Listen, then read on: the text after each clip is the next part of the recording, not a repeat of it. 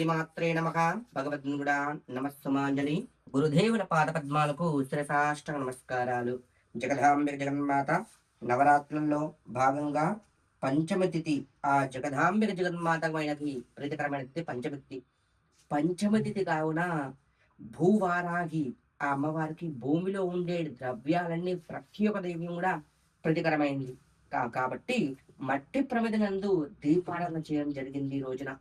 కందీపము, గుడదీపము.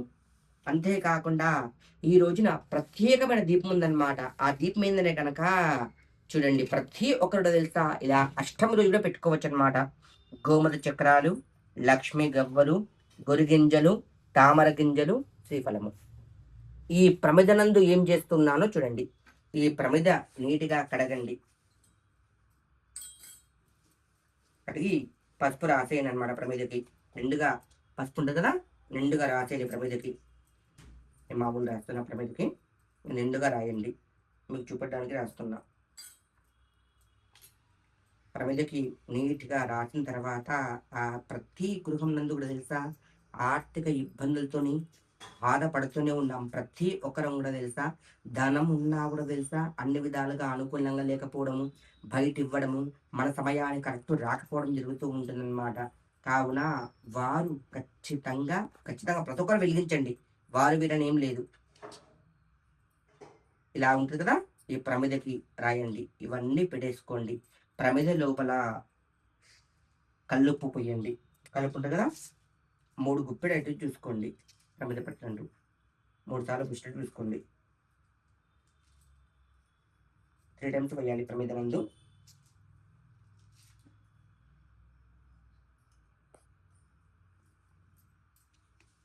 తర్వాత కొద్దిగా పసుపు, కుంకుమ వేయండి.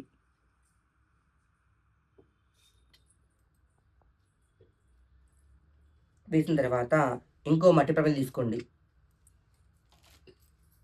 మట్టి ప్రమిద కదా, మట్టి ప్రమిదని పెట్టండి.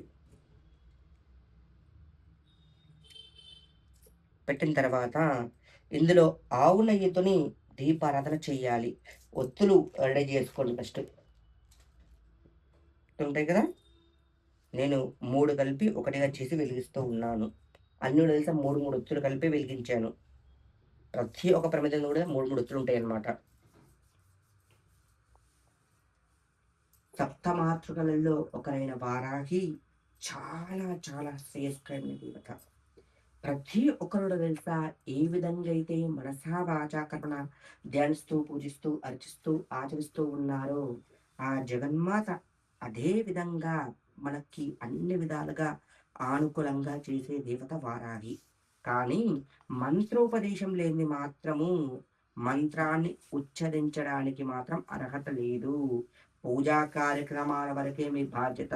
ఏదో యూట్యూబ్ ఛానల్ మంత్రం ఇచ్చారు కదా, చదవాలి కదా అని చెప్పి మాత్రం అనుకోకండి.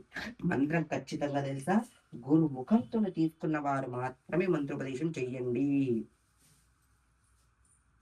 స్త్రీలు పురుషులని భేదభావన ఏమీ లేదు. అందరూ కూడా చెయ్యవచ్చు. ప్రమిద ఉంది కదా,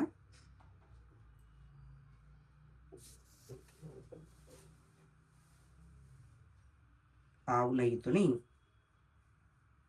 పెట్టిన దీపానికి ఇలా రెడీ చేసుకోండి అన్నమాట. దీపారాధన చేయండి. ఇవన్నీ కూడా తెలుసా ఏమి చేయాలో మరొక వీడియోలో తెలుపుతాను. ఈ దీపాన్ని మనసా వాచా కర్మణ ధ్యానించుకొని ఆ జగదాంబిక జగన్మాతని స్మరించి దీపారాధన చేయండి. పంచమికి ప్రత్యేకమైన దీపం. పంచమికనే కాదు, ప్రతి ఒక్కరు కూడా తెలుసా ఈ దీపాన్ని వెలిగించాలని మనసా వాచా కర్మణ ధ్యానిస్తూ ఉన్నాను. ఆ జగన్మాత కరుణాకటాక్షాలు అందరిపై ఎల్లవేళ్ళా ఉండాలని కోరుకుంటూ ఉన్నాను. శ్రీమాత్రే నమః. చేసుకోండి. రెడీ చేసుకున్న దీపాన్ని వెలిగించాలన్నమాట.